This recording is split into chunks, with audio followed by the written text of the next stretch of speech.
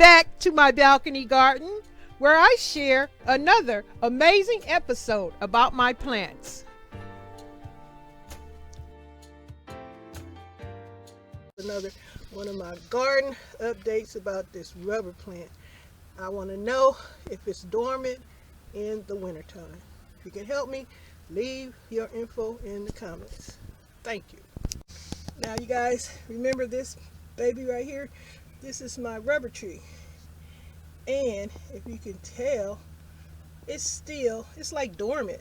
So it hasn't gotten any bigger, and at least 2 or 3 of the leaves died.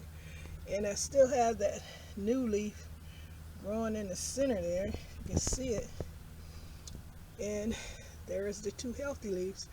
So it rained pretty hard the other day. It's going to rain again Wednesday. But this is just an update on my rubber plant. I don't know. Rubber plants must like warmer weather. Maybe they're dormant in the winter, in colder weather. If anybody knows if rubber plants prefer a little warmer weather, let me know in the comments. All right, thanks.